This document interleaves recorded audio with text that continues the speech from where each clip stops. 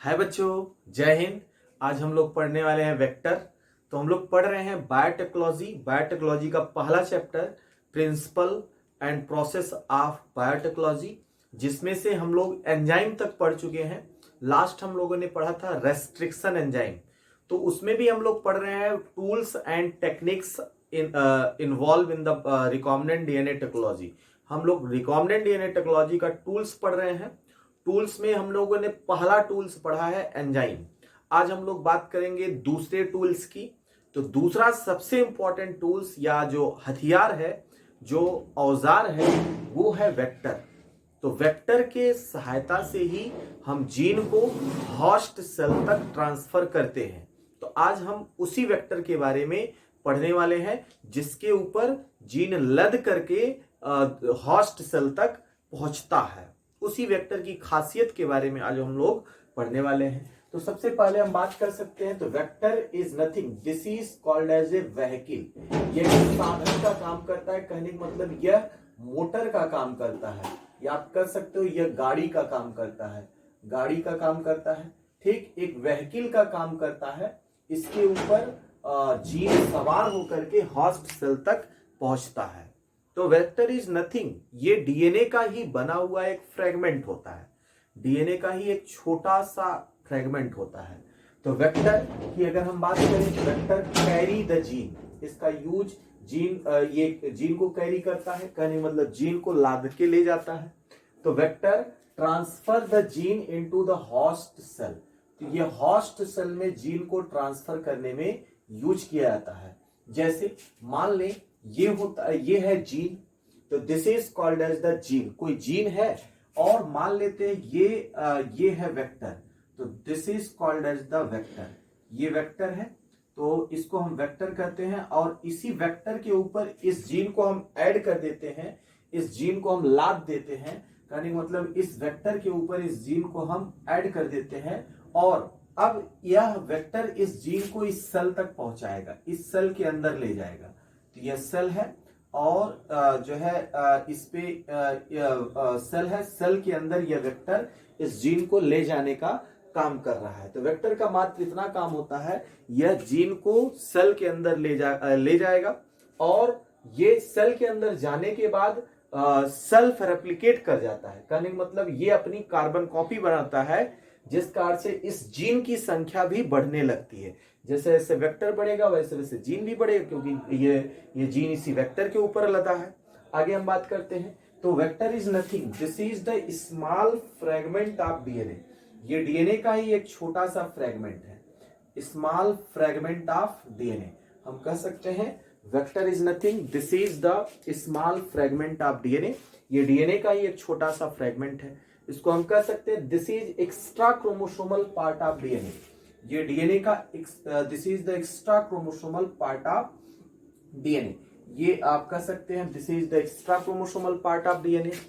तो वेक्टर ये self replicating होते हैं, कहने का मतलब ऑटोनॉमसली रेप्लिकेट करते हैं, मतलब सेल्फ रेप्लिकेटिंग होते हैं। कहने का मतलब ये वेक्टर्स जो होते हैं स्वयं से रेप्लिकेट कर जाते हैं। तो इसलिए हम कहते हैं वेक्टर सेल्फ रेप्लिकेटिंग होते हैं, अपने आप से ये रेप्लिकेशन करते हैं। तो हम कह सकते हैं vector are the self replicating. तो मतलब ये एक जो है अपने आप से, जैसे सेल के अंदर पहुंचने के बाद इनको किसी का हेल्प लेने की आवश्यकता नहीं है, ये बिना किसी की हेल्प लिए अपनी संख्या को सेल के अंदर बढ़ा लेंगे। तो ये तो रहा वेक्टर का इंट्रोडक्शन। वेक्टर किसे कहते हैं हम लोगों ने समझ लिया। आगे हम बात करते हैं एक अच्छे वेक्टर की प्रॉपर्टी क्या है। एक गुड वेक्टर की property of a good vector, मतलब एक अच्छे वेक्टर की खासियत क्या होती है। एक जो अच्छा वेक्टर होता है उसकी खासियत क्या है, कहने का मतलब property of the good vector. एक अच्छे वेक्टर की खासियत है, एक गुड वेक्टर जो होगा, एक अच्छा वेक्टर सेल्फ रेप्लिकेटिंग होगा, वो स्वयं से रेप्लिकेशन कर सकता है, उसमें स्वयं से रेप्लिकेट करने की एबिलिटी होती है सेल के अंदर पहुंचने के बाद। नेक्स्ट प्रॉपर्टी है, तो एक अच्छा वेक्टर जो है ये आसानी से सेल से निकाला जा सकता है, जो है ये आइसोलेट आसानी से किया जा सकता है, और इसको होस्ट सेल में आसानी से इंट्रोड्यूस भी कर सकते हैं। तो मतलब एक अच्छे वेक्टर की प्रॉपर्टी है कि easily isolate and introduced into the host cell. Host cell में इसको आसानी से हम डाल सकते हैं और इसको सेल से या बैक्टीरियल सेल से आसानी से इसको हम निकाल भी सकते हैं। एक अच्छा वेक्टर इजिली अवेलेबल होता है, तो दीज आर इजिली अवेलेबल या इजिली अवेलेबल होगा। एक अच्छे वेक्टर की पहचान होती है अगर वो होस्ट सेल में डाला जाता है। जैसे मान लेते हैं ये वेक्टर इस होस्ट सेल में डाला गया, तो ये होस्ट सेल में पहुंचने के बाद ये अपना रेप्लिकेशन शुरू कर देगा, तो इसके रेप्लिकेशन से इस सेल के फंक्शन पर कोई फर्क नहीं पड़ेगा। तो मतलब replicate into host cell without disrupting functions of host cell. कहने मतलब इस होस्ट सेल का जो काम है, इसका जो इंटरनल फंक्शन है, उस इंटरनल फंक्शन को प्रभावित किए बिना ये इस सेल के अंदर रेप्लिकेट करता ही रहेगा। ये एक अच्छे वेक्टर की पहचान होती है। जैसे आप एक तो मूवी आई थी अतिथि तुम कब आओगे, अतिथि तुम घर कब आओगे, यह मूवी है। तो जैसे मान लेते हैं कोई अतिथि है, कोई रिश्तेदार आपका है, आपके घर आ जाता है। अगर कोई स्पेशल रिश्तेदार आपका होता है, वो घर आ जाता है, तो जैसे ही वो घर आता है तो आपके पूरे घर वालों का दिनचर्या मतलब पूरे घर वालों का जो काम होता है वो थोड़ा सा डिस्टर्ब होने लगता है। हाँ हाँ आ गए फलानवा आ गया उसको पानी देना है, उसको बैठाना है, उसको सुलाना है, उससे बात करना है। तो कहीं किसी को जाना रहता है तो वो रुक जाता है, तो मतलब कुछ डिस्टरबेंस हुआ।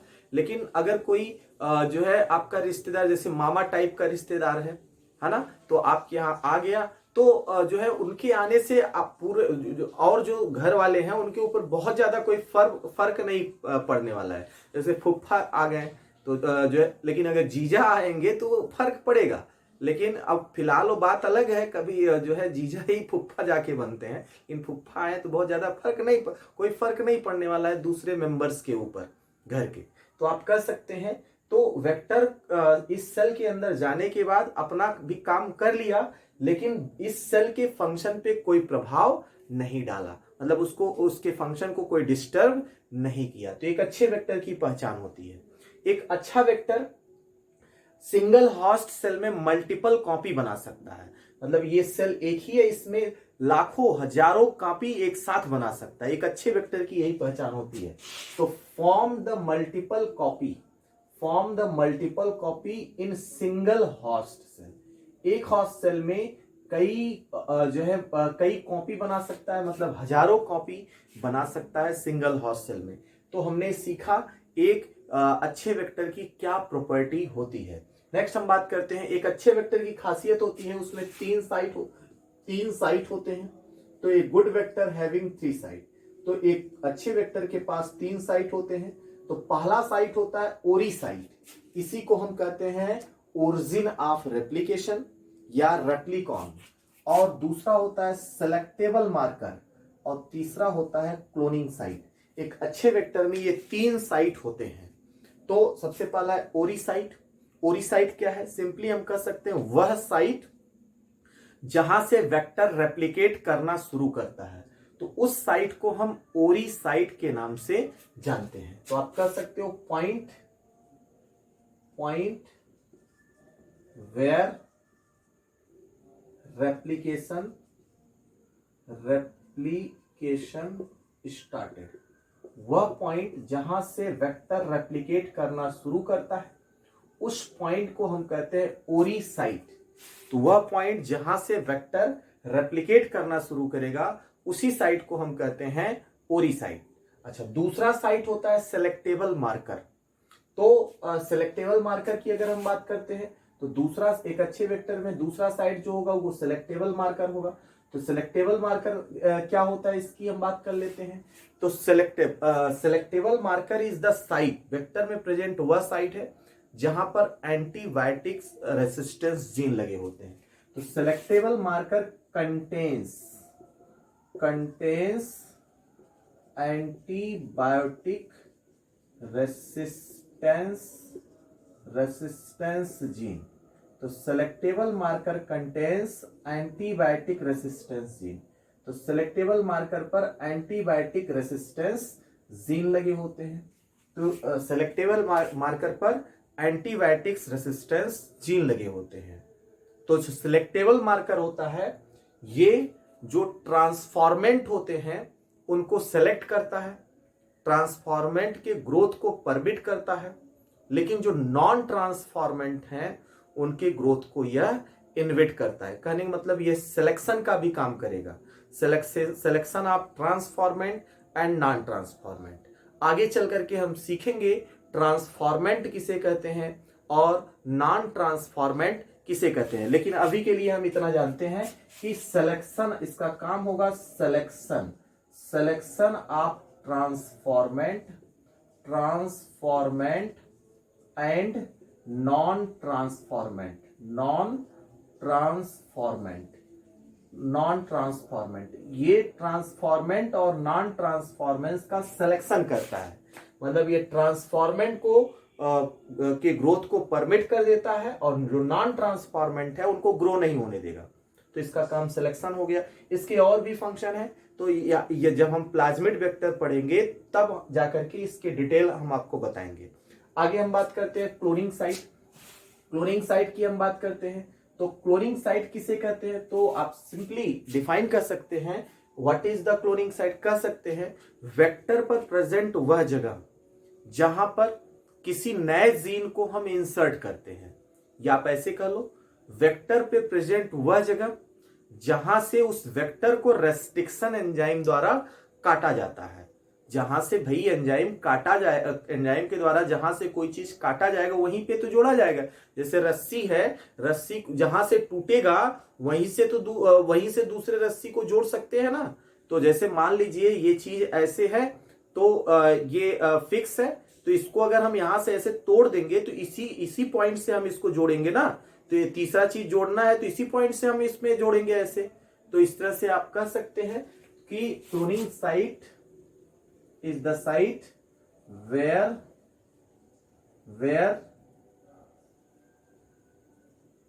Desired gene added. वेक्टर पर प्रेजेंट वह जगह जहां पर हम डिजायर्ड जीन को ऐड करते हैं, या आप कह सकते हो तो site where restriction enzyme cut the vector. वह साइट जहां से रेस्ट्रिक्शन एंजाइम वेक्टर को काटता है उसी साइट को हम कहते हैं क्लोनिंग साइट। तो आप ये याद रखेंगे, एक अच्छा वेक्टर जो होगा उसमें ये तीन चीज है। तो पहला है ओरी साइट, दूसरा है सेलेक्टेबल मार्कर और तीसरा है क्लोनिंग साइट। ये तीन साइट होते हैं, ये आप याद रखेंगे, ये बहुत इंपॉर्टेंट है, आगे चल करके इसका यूज होगा। तो इन जनरल अगर हम बात करें वेक्टर दो तरह के होते हैं, एक एक्सप्रेशन वेक्टर होता है और दूसरा क्लोनिंग वेक्टर होता है। हम लोग यहाँ पे बात करते हैं एक्सप्रेशन वेक्टर। तो एक्सप्रेशन वेक्टर की अगर हम बात करते हैं तो एक्सप्रेशन वेक्टर का यूज हम प्रोटीन सिंथेसिस में, these are used in gene of protein synthesis. तो आप कह सकते हो these are the gene of protein synthesis. आप मॉलिक्यूलर जेनेटिक्स पढ़ रहे थे, प्रिंसिपल बेसिस ऑफ इनहेरिटेंस के बाद जो दूसरा चैप्टर है मॉलिक्यूलर बेसिस ऑफ इनहेरिटेंस, उसमें आपने पढ़ा है लैक ओपेरॉन के जो लैक जीन है, मतलब लैक ओपेरॉन में जो आप जीन पढ़ रहे होते हो कंट्रोलर जीन और स्ट्रक्चरल जीन। जो स्ट्रक्चरल जीन में आप एक्स वाई जेड या अल्फा वाई और जेड पढ़े होते हो, तो उसी को हम कहते हैं, वो प्रोटीन सिंथेसिस में भाग लेता है, उसी को हम कहते हैं एक्सप्रेशन जीन। तो एक्सप्रेशन वेक्टर, तो ये हमारे सिलेबस में नहीं दिया गया है, लैक ओपेरॉन में भी उस तरह से बताया गया नहीं है।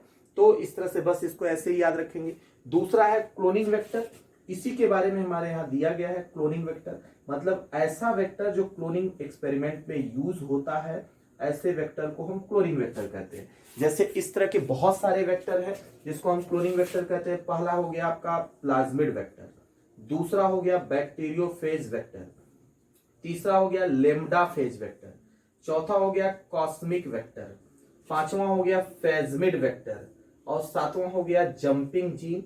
इसी को हम ट्रांसपोजन के नाम से भी जानते हैं, ट्रांसपोजन। तो इसको हम ट्रांसपोजन के नाम से भी जानते हैं। तो ये सब के सब क्लोनिंग वेक्टर है। तो पहला है प्लाज्मिड वेक्टर, दूसरा है बैक्टीरियोफेज वेक्टर। बैक्टीरियोफेज जो वायरस है, बैक्टीरियोफेज वायरस, वो एक वेक्टर का काम करता है। रेट्रोवायरस जो है उसको एज ए वेक्टर हम यूज कर सकते हैं। तो उस तरह से लेम्डाफेज, लेम्डाफेज की अगर हम बात करते हैं तो लेम्डाफेज वायरस भी होता है, ये भी एज ए वेक्टर यूज होता है। दूसरा कॉस्मिक जो है वेक्टर होता है, इसको आगे चल करके हम सीखने वाले हैं। फेजमिड वेक्टर होता है। जंपिंग जीन होता है जिसको आप ट्रांसपोजन कहते हैं। इस जंपिंग जीन की डिस्कवरी मेज में किया गया था। तो ये सब वेक्टर होते हैं। तो इनके सहायता से हम जीन को होस्ट सेल तक ट्रांसफर कर सकते हैं। तो these all are the cloning vector. इसमें से सबसे इंपॉर्टेंट है प्लाज्मिड वेक्टर। इसी के बारे में हमको पढ़ना है और हमारे यहाँ इसी के बारे में डिटेल दिया गया है। आगे हम बात करते हैं, कुछ वायरस हैं जिनके डीएनए को एज ए वेक्टर हम यूज करते हैं। मतलब कुछ ऐसे वायरस हैं जिनके जीनोम को एज ए वेक्टर यूज करते हैं।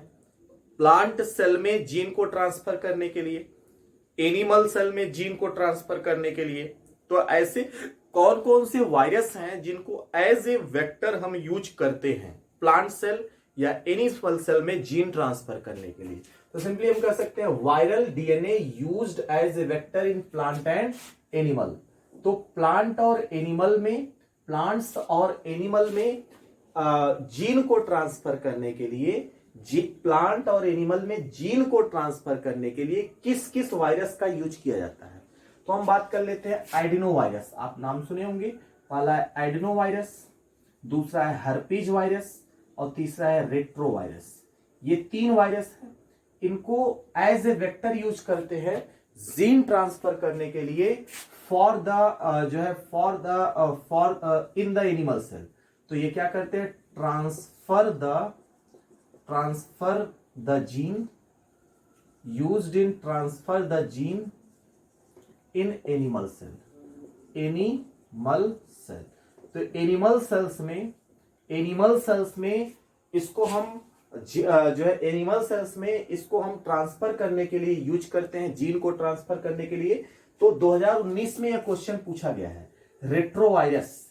तो लिम्फोसाइट्स में जो है जीन को हम किसके सहायता से ट्रांसफर करते हैं? रेट्रोवायरस। तो अगर आपसे पूछता है ह्यूमन में जीन को हम किससे ट्रांसफर करते हैं, तो अगर हमको ह्यूमन के बॉडी में किसी जीन को ट्रांसफर करना है तो हम किसको यूज करेंगे? रेट्रोवायरस का यूज करते हैं। ये बहुत बहुत बहुत ज्यादा इंपॉर्टेंट है। यही नहीं, ये सारे जो लिखे हैं सब इंपॉर्टेंट है, ये एग्जाम में कहीं ना कहीं पूछे गए हैं। आगे हम बात करते हैं जैसे सीएमवी वायरस। तो सीएमवी वायरस का यूज जीन को ट्रांसफर करने के लिए करते हैं, लेकिन प्लांट सेल में जो है जीन को ट्रांसफर करने के लिए करते हैं, लेकिन हम प्लांट सेल में करते हैं। तो आप कह सकते हो transfer the gene, this transfer the gene in plant cell,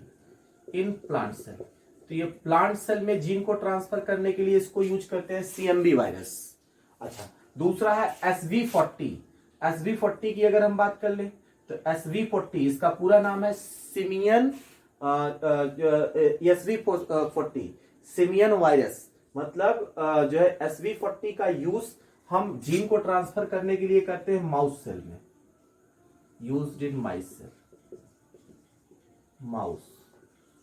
अगर हमको माइस या माउस के सेल में जीन को ट्रांसफर करना है तो हम SV40 को यूज करते हैं। तो इस तरह से कुछ वायरस हैं जो एज ए वेक्टर यूज किए जाते हैं जीन को ट्रांसफर करने के लिए प्लांट सेल में, एनिमल सेल्स में। आगे हम बात करते हैं जैसे कुछ बैक्टीरियोफेज की बात कर ले, जैसे लेम्डाफेज है, यम फेज है, ये दोनों बैक्टीरियोफेज वायरस हैं। तो bacteriophage virus used as a vector कौन कौन से? जैसे लेम्डाफेज है, जैसे यम फेज है। तो ये जो है बैक्टीरियोफेज वायरस है। तो लेम्डाफेज के माध्यम से ही उन्होंने पॉल बर्ग ने इकोलाई में बैक्टीरिया जो है जीन को ट्रांसफर किया था। तो आगे हम लोग देखेंगे कहां कहां ये लेम्डाफेज यूज होता है। जैसे अगर हम इस लेमडा फेज की बात करें तो आप पढ़ेंगे जो है अगले चैप्टर में जाकर के पढ़ेंगे, जब आप बायोटेक्नोलॉजी का एप्लीकेशन पढ़ेंगे तो वहां पे दिया गया है, यहाँ पे आरएनए बताया गया है। तो आरएनए में जो vector as a vector use होता है, आरएनए इंटरफेरेंस के लिए एज ए वेक्टर जो यूज होता है वो होता है लेमडा फेज वेक्टर। आगे हम लोग ये बातें सीखेंगे। तो इन दोनों बैक्टीरियोफेज को हम यूज करते हैं gene transfer used in plant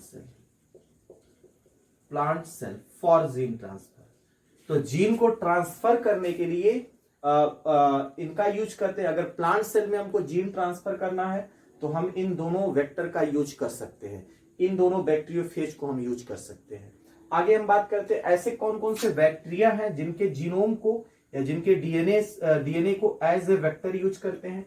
तो पहला बैक्टीरिया है एग्रोबैक्टीरियम ट्यूमिफेसियंस। तो एग्रोबैक्टीरियम ट्यूमिफेसियंस की बात करें तो इसी को हम कहते हैं जो है Ti plasmid. This is called as the Ti plasmid. तो Ti plasmid, this is called as the Ti plasmid. तो मतलब ये जो बैक्टीरिया है, इस बैक्टीरिया से का जो जीनोम होता है उसी से हम वेक्टर बनाते हैं जिसको टीआई प्लाज्मिड कहते हैं। दूसरा एग्रोबैक्टीरियम राइबोजोन, इससे बनाते हैं आरआई प्लाज्मिड। तो आरआई प्लाज्मिड, तो this is the Ri plasmid. तो this is the Ti plasmid, this is the Ri plasmid. तो इन दोनों बैक्टीरिया के जीनोम को एज ए वेक्टर यूज करते हैं जीन को ट्रांसफर करने के लिए, लेकिन किस में? तो प्लांट सेल में। ये बहुत इंपॉर्टेंट है। तो इसके सहायता से हम किस में जीन को ट्रांसफर करते हैं? Plant cell only, not animal cell. तो प्लांट सेल में अगर हमको जीन को ट्रांसफर करना है तो इन दो बैक्टीरिया को हम यूज कर सकते हैं। इनके बारे में एनसीईआरटी में दिया गया है। अभी आगे चल करके हम इस पे चर्चा करेंगे। आगे हम बात कर लेते हैं कुछ आर्टिफिशियल क्रोमोसोम्स है जिनको एज ए वेक्टर हम यूज कर सकते हैं। तो आर्टिफिशियल क्रोमोसोम्स, तो पहला है BAC, दूसरा है YAC और तीसरा है MAC। तो BAC मतलब बैक्टीरियल आर्टिफिशियल क्रोमोसोम, तो इसका पूरा नाम होगा बैक्टीरियल आर्टिफिशियल क्रोमोसोम। दूसरा YAC, तो इसको हम कहते हैं ईस्ट आर्टिफिशियल क्रोमोसोम। तो this is called as the yeast artificial chromosome. और तीसरा है MAC मतलब मैमेलियन आर्टिफिशियल क्रोमोसोम। तो इस तरह से ये तीन हो गए, bacterial artificial chromosome, east artificial chromosome और मैमेलियन आर्टिफिशियल क्रोमोसोम। तो बैक्टीरियल आर्टिफिशियल क्रोमोसोम की अगर हम बात करें तो इसकी जो क्षमता होती है ये 50 से 50 to 300 किलो बेस पेयर। इसकी जो कैपेसिटी होती है जीन मतलब जीन को कैरी करने की कैपेसिटी वो कितनी होती है? 50 से लेकर के 300 किलो बेस पेयर तक। और ये क्वेश्चन पूछा गया है एम्स में ना, तो एम्स में यह क्वेश्चन, एम्स 2019 में यह क्वेश्चन पूछा गया है कि बैक्टीरियल आर्टिफिशियल क्रोमोसोम्स की जीन कैरिंग कैपेसिटी कितनी होती है? 50 to 300 किलो बेस पेयर है। This is the kilo base pair. अच्छा ध्यान दीजिएगा, जितने भी वेक्टर पढ़ रहे हैं सबकी अपनी जीन कैरिंग कैपेसिटी होती है। मैं बता नहीं रहा हूं, जहां जहां जैसा जिसका यूज होगा वहां पे बताता जाऊंगा। आगे हम देखते हैं ईस्ट आर्टिफिशियल क्रोमोसोम।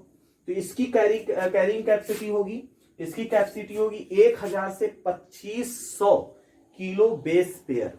ये जीन को जो है इसकी कैरिंग कैपेसिटी है 1000 से 2500 किलो बेस पेयर। और नेक्स्ट है मैमेलियन आर्टिफिशियल क्रोमोसोम।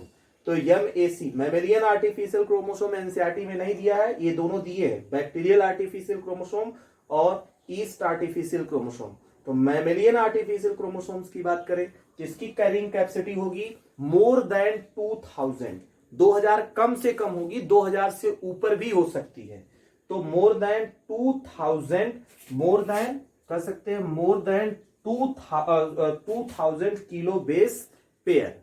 तो इस तरह से हमने जो है वेक्टर जो है हमने कुछ ऑर्गेनिज्म के डीएनए के बारे में देखा जो जिनको एज ए वेक्टर यूज करते हैं पर्टिकुलर सेल्स में ट्रांसफर करने के लिए। ये मोस्ट इंपॉर्टेंट पार्ट है। यहाँ से कई क्वेश्चन एग्जाम में आए हैं, आप सॉल्व पेपर करिएगा तो ये सारी चीजें आपको जो है क्वेश्चन के फॉर्म में मिलेगा। तो ये तो हम लोग पढ़ रहे थे वेक्टर। अब यहीं से हम लोग शुरू करेंगे जो एनसीईआरटी में दिया गया है प्लाज्मिड वेक्टर। तो हम लोग बात करेंगे प्लाज्मिड वेक्टर। तो प्लाज्मिड वेक्टर कई तरह का हो सकता है। अगर हम इस प्लाज्मिड वेक्टर की बात करें तो आर्टिफिशियल प्लाज्मिड वेक्टर जो होते हैं वो जैसे PBr322 है। PBr322 एक आर्टिफिशियल प्लाज्मिड वेक्टर है जिसको आर्टिफिशियली लेबोरेटरी में बनाया गया है। तो ये बहुत ही ज्यादा आइडियल प्लाज्मिड वेक्टर है, मतलब ये सबसे अच्छा माना जाता है। और दूसरे ऐसे इस तरह से PBr के कई सीरीज बनाए गए हैं, PUC के बहुत सारे सीरीज बनाए गए हैं। इस तरह से और भी प्लाज्मिड वेक्टर है, जैसे हम बात करते हैं F plasmid vector, R plasmid vector, TI plasmid vector, जो है RI plasmid vector, hoop gene plasmid vector, nif gene plasmid vector.